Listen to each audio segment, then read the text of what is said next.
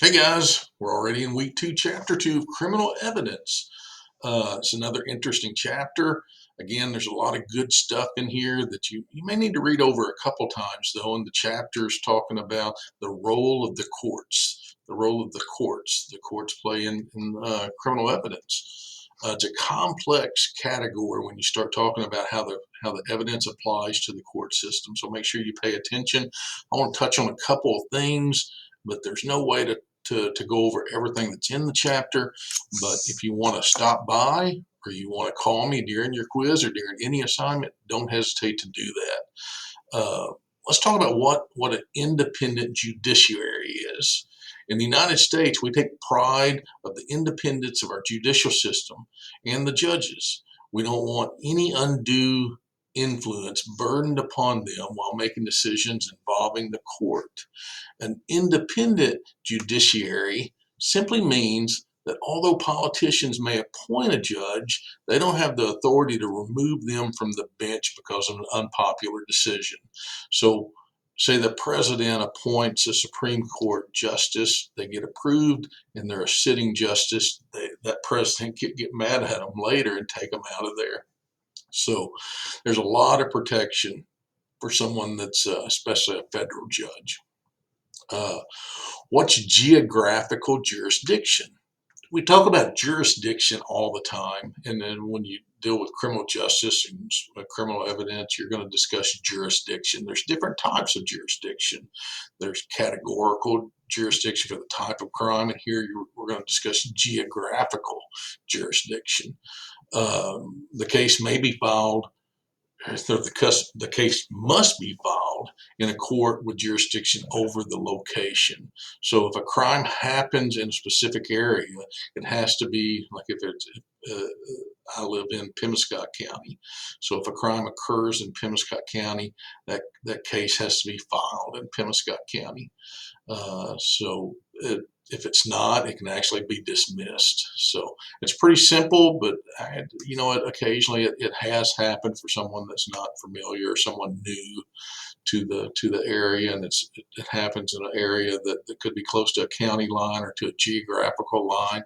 It has happened, and that case can be dismissed.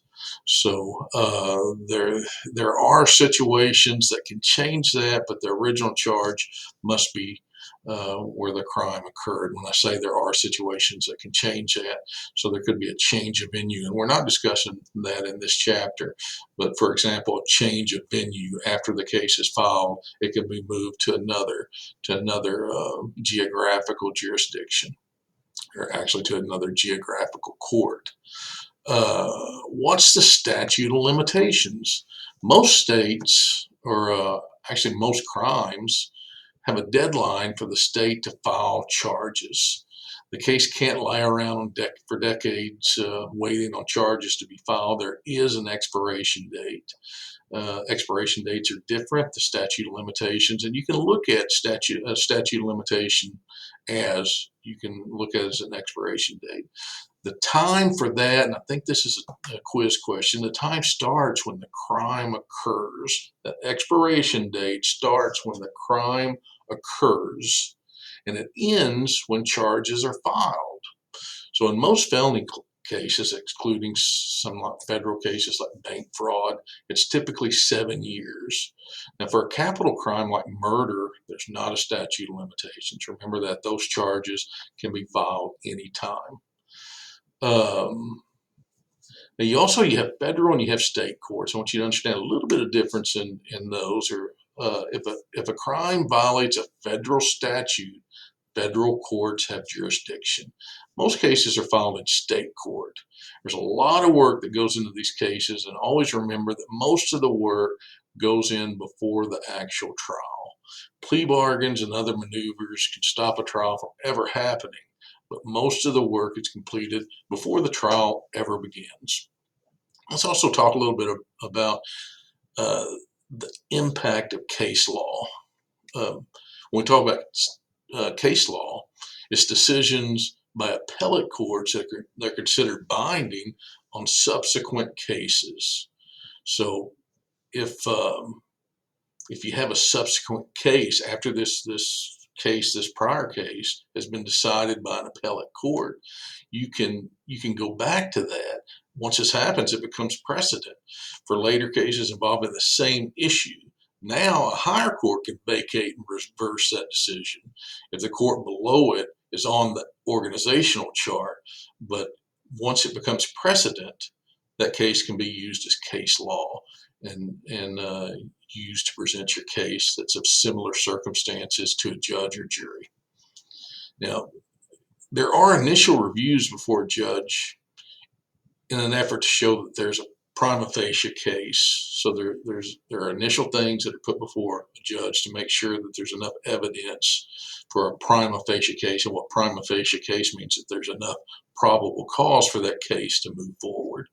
So in these hearings, it's just simply that the prosecutor has to show that there's probable cause to go forward. This is usually called a preliminary hearing. You can also call it a probable cause hearing.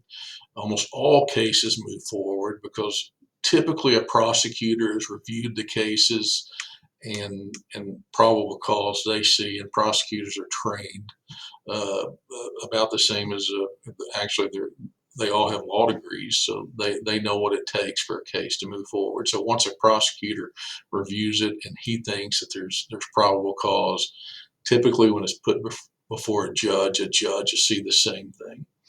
So I want you to also remember that the standard for a guilty verdict in a criminal court case is beyond a reasonable doubt. Beyond a reasonable doubt. Now, the reason if you listen to those words, beyond a reasonable doubt, there can be doubt, because I think, and the reason that's set in place, because if it was beyond any doubt, then it'd be difficult to get anybody convicted of any crime, because you could almost introduce some type of doubt in someone's mind, but it's got to be beyond a reasonable doubt.